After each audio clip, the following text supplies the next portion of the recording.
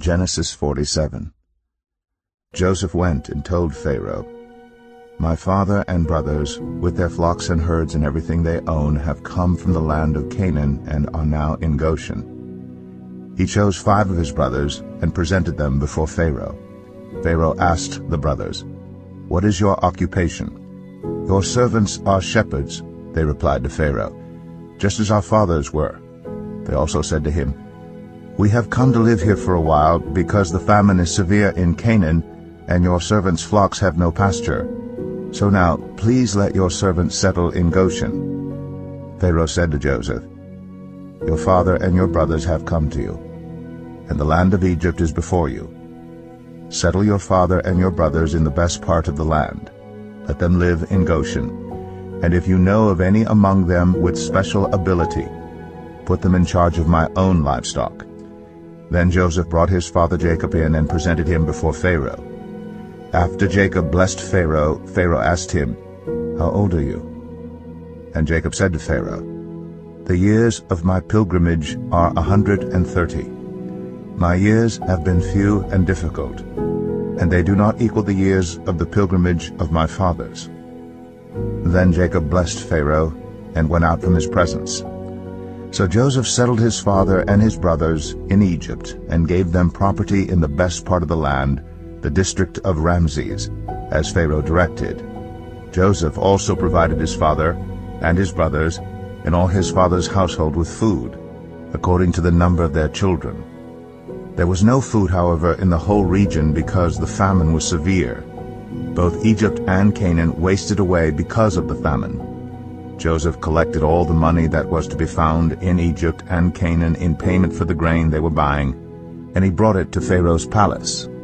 When the money of the people of Egypt and Canaan was gone, all Egypt came to Joseph and said, "Give us food. Why should we die before your eyes? Our money is all gone."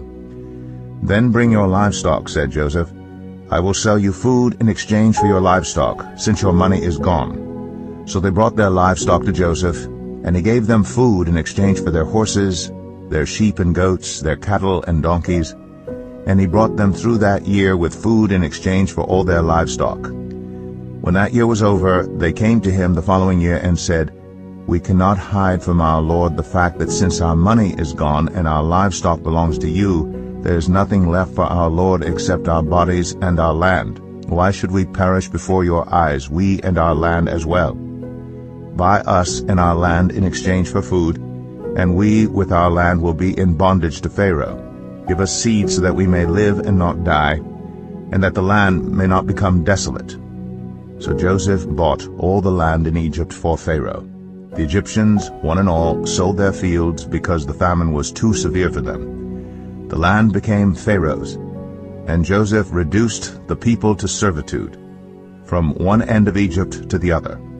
However, he did not buy the land of the priests because they received a regular allotment from Pharaoh and had food enough from the allotment Pharaoh gave them. That is why they did not sell their land.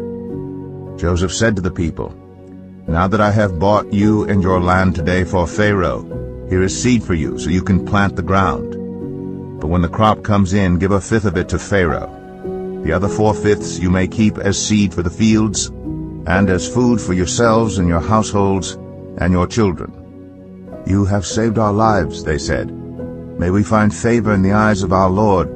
We will be in bondage to Pharaoh." So Joseph established it as a law concerning land in Egypt, still in force today, that 1/5 of the produce belongs to Pharaoh. It was only the land of the priests that did not become Pharaoh's. Now the Israelites settled in Egypt in the region of Goshen. They acquired property there and were fruitful and increased greatly in number. Jacob lived in Egypt 17 years, and the years of his life were 147. When the time drew near for Israel to die, he called for his son Joseph and said to him, "If I have found favor in your eyes, put your hand under my thigh and promise that you will show me kindness and faithfulness. Do not bury me in Egypt.